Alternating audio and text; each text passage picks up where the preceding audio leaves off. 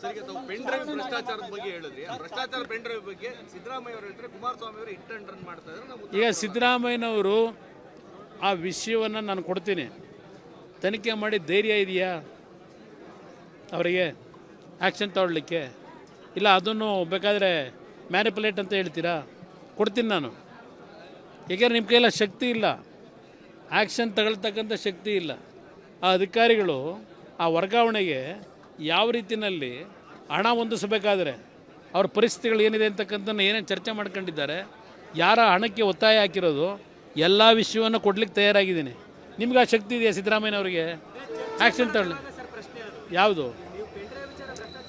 ನೋಡಿ ನೋಡಿ ನೋಡಿ ಬರಲ್ಲ. ನಾನು ಯಾಕೆ ಕೇಳಲ್ಲ? ನಾನು ಈ ರಾಜ್ಯದಲ್ಲಿ ಬಹುಶಃ ದಾಖಲೆಗಳ ಸಮೇತ ಎಷ್ಟು ವಿಷಯಗಳನ್ನು ಪ್ರಸ್ತಾಪ ಮಾಡಿದೆ. ನನ್ನನ್ನು ಹಿಟ್ ಅಂಡ್ ರನ್ ಅಂತ ಹೇಳ್ತೀರಿ, ತಾರ್ಕಿಕ ಅಂತ್ಯ ಕುಮಾರಸ್ವಾಮಿ ತಗೊಂಡೋಗಲ್ಲ ಅಂತೇಳಿ. ತಾರ್ಕಿಕ ಅಂತ್ಯಕ್ಕೆ ಯಾರು ಮುಟ್ಟಿಸ್ಬೇಕು ಅದನ್ನು? ನಾವು ಎಲ್ಲ ದಾಖಲೆಗಳನ್ನು ಕೊಟ್ಟ ಮೇಲೂ ದಾಖಲೆಗಳಿಗೆ ಇವತ್ತು ಶಕ್ತಿ ಇಲ್ಲದೆ ಇರತಕ್ಕಂಥ ವಾತಾವರಣ ಯಾರಿಂದ ಆಗ್ತಿದೆ? ಯಾರು ಮಾಡ್ತಾ ಇದ್ದಾರೆ? ಅದನ್ನು ಏನು ಹೋರಾಟ ಮಾಡೋದು? ಇಲ್ಲಿ ನನ್ನಿಂದ ಇರೋ ತಪ್ಪಲ್ಲ, ಈ ಸಮಾಜದಲ್ಲಿ ಇರ್ತಕ್ಕಂಥ ಅವ್ಯವಸ್ಥೆ ಏನಿದೆ ಆ ಅವ್ಯವಸ್ಥೆಯನ್ನು ಸರಿಪಡಿಸ್ತಾರೆ. ಯಾರು ಸರಿಪಡಿಸಿದ್ರೆ ಎಲ್ಲ ಹೊರಗೆ ಬರುತ್ತೆ. ಯಾರು ಉತ್ತರ ಕೊಡ್ತಾರೆ? ಏನು ಉತ್ತರ ಕೊಡ್ತಾರೆ? ಯಾವ ಉತ್ತರ ಕೊಡ್ತಾರೆ? ಉತ್ತರ ಏನು ಕೊಡ್ತಾರೆ? ಏನು ಉತ್ತರ? ಈಗ ಇಲ್ಲಿದ್ದಾಗಲೇ ನಮ್ಮ ಸಂಪರ್ಕದಲ್ಲಿ ಇರಲಿಲ್ಲಪ್ಪ. ಅವ್ರು ಇಲ್ಲಿದ್ದಾಗಲೇ MP ಇದ್ದಾಗಲೇ ನಮ್ಮ ಪಕ್ಷ ಚಟುವಟಿಕೆಯಲ್ಲಿದ್ದಾಗಲೇ ನನ್ನ ಜೊತೆಯಲ್ಲೇನು ಸಂಪರ್ಕದಲ್ಲಿ ಇಲ್ಲ. ಈಗ ವಿದೇಶಕ್ಕೆ ಹೋಗಿ ನನ್ನ ಜೊತೆ ಸಂಪರ್ಕಕ್ಕೆ ಬರ್ತಾರಾ? ಇಲ್ಲಿ ಕರ್ನಾಟಕದಲ್ಲಿದ್ದಾಗಲೇ ಇವೆಲ್ಲ ಯಾವುದೋ ಏನೋ ವಿಷಯಗಳು ಏನೋ ಬಂದಿದ್ದಾವಲ್ಲ. ಈಗ ಇದು ಬರೋದಕ್ಕಿಂತ ಮುಂಚೆನೇ ನನಗೆ ಎಂದೂ ಸಿಗ್ತಿರಲಿಲ್ಲ.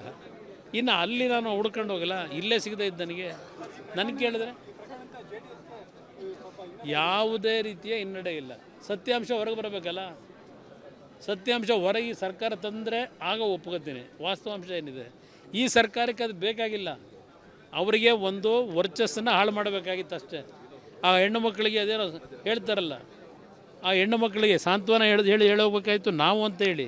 ಆ ಹೆಣ್ಣು ಮಕ್ಕಳಿಗೆ ಸಾಂತ್ವನ ಹೇಳ್ತಕ್ಕಂಥ ಕೆಲಸ ಅವರಿಂದ ಆಗಬೇಕಾಗಿತ್ತು. ಇವತ್ತು ಅವರ ಒಂದು ಕುಟುಂಬಗಳ ಪರಿಸ್ಥಿತಿನ ಹಾಳು ಮಾಡಿರೋರು ಇವರುಗಳು. ಹಾಳು ಮಾಡಿಬಿಟ್ಟು ನನ್ನ ಹೋಗ್ಬಿಟ್ಟು ಅವ್ರನ್ನ ಸಂತೈಸಿ ಅಂತ ಹೇಳಿದ್ರೆ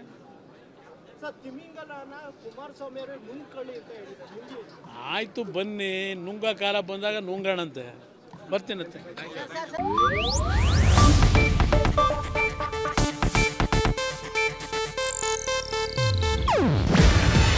ಇದು ಏಷ್ಯಾನೆಟ್ ನ್ಯೂಸ್ ನೆಟ್ವರ್ಕ್ ಪ್ರಸ್ತುತಿ.